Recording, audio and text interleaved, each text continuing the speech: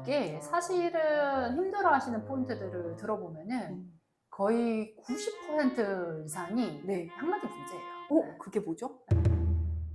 권우리 대표님을 찾는 분들도 굉장히 많다고 들었어요. 네네네. 마음의 병을 막 키워오신 분들도 맞아요. 있다고 하셨는데 오셔서 많은 사람들이 하는 공통적인 질문이 있을까요? 이게 사실은 힘들어하시는 포인트들을 들어보면은 거의 90% 이상이 네. 한 가지 문제예요. 그게 뭐죠? 뭘 것 같으세요? 인간관계? 맞아요. 유리님도 많이 경험하셨죠. 네, 그런 것 같습니다. 네, 사실은 일 자체가 막 많고 막 그런 게 힘들기도 하지만은 일 자체보다도 일을 하면서 겪게 되는 이런 관계 문제들 때문에 고민을 이야기하시는 분들이 되게 많고 그게 사실 되게 제일 큰 스트레스 요인이 되는 것 같아요. 내 상사와의 관계일 수도 있고 뭐 동료와의 관계일 수도 있고 그렇죠. 다 비슷하군요. 네네네, 다 비슷합니다. 그럴 때는 어떤 해결책이 있을까요? 왜냐면 사실 회사 안에서 벌어지는 인간관계는 회사를 떠나지 않는 한 계속 되풀이 될 텐데 맞아요. 매번 이직을 할 수는 없잖아요. 그쵸.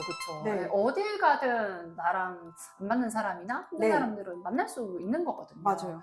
근데 우리가 생각을 해보면 이 관계라는 거는 결국에는 양쪽의 관계잖아요. 그래서 이 사람이 안 변하는데 내가 이 상황 어떻게 빠져나올 수 있겠어요? 라고 얘기를 하시는 경우가 많지만 사실 이 양면을 생각했을 때 내가 조금 다르게 생각하거나 행동함으로써 빠져나올 수 있거나 극복할 수 있는 부분들이 있을 수가 있어요. 그래서 이 부분들을 저는 조금 이야기를 해드리려고 해요.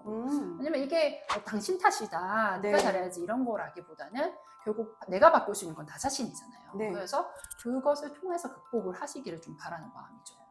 상대를 변화시키지 않고 내가 변화하면서 그 문제를 타개할 수도 있는 건가요? 그렇죠. 그런 부분들도 늘 존재합니다. 예를 들어보면은 제가 이제 최근에 어떤 팀장님의 이제 코칭 상담을 한 적이 있는데요.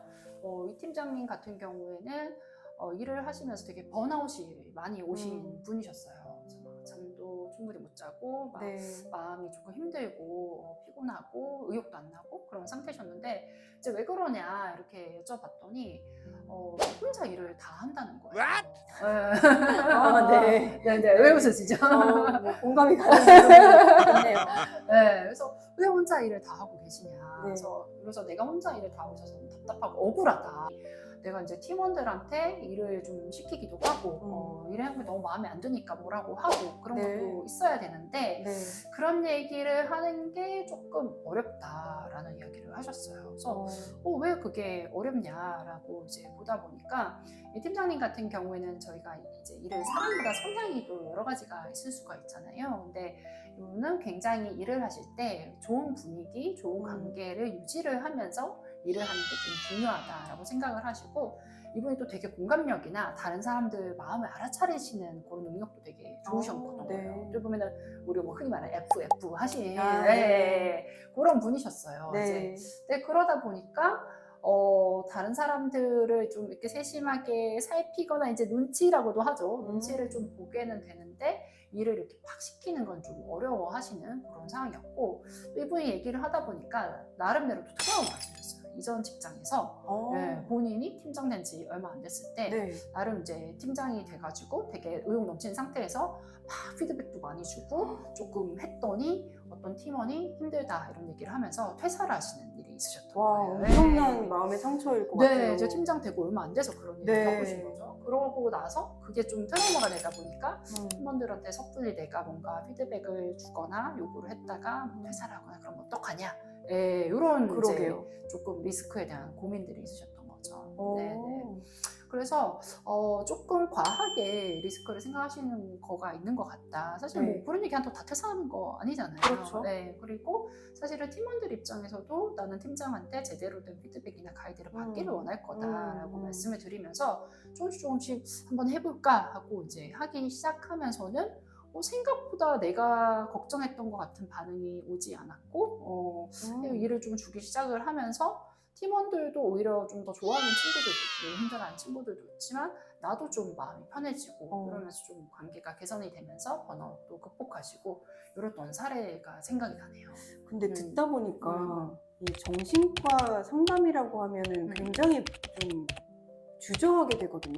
네네네. 근데 이야기를 들어보면 네네네. 그냥 저도 예전에 고민을 맞아요. 했던 네. 경험이라 네네네. 이런 것도 상담을 네네. 하시는 거예요? 네, 이 질문도 많이 하세요. 아, 제가 네. 이런 거를 뭐 정신과 선생님한테까지 이야기를 해야 되는지 네. 모르겠지만 하고 얘기를 하지만 이 힘들다는 거, 내가 스트레스를 받는다라는 거는 또 절대적인 기준이 있어서 이거는 힘들 만한 문제, 이거는 아닐 만한 문제 이런 거는 없어요. 내가 힘들면 힘든 거예요. 네, 내 기준에서 내가 힘들고 그러면 언제든지 도움을 요청을 할 수가 있다. 네, 이런 부분들 꼭 생각해 주셨으면 좋겠어요. 너무 감사합니다. 공감 가시는 부분. 네, 완전 공감이 갔어요. 네, 그래서 내가 이런 거 가지고 힘들어하는 게 괜찮은 건가? 네. 내가 멘탈이 약한 게 아닌가? 이런 고민은 접어두시고 결국 내가 힘들면 힘든 거거든요. 그래서 이렇게 힘든 일이 있을 때, 좀 일은 잘하고 싶은데 고민이 있을 때, 이럴 때 랜선 커피 챗으로 커피 한 잔 하러 오세요.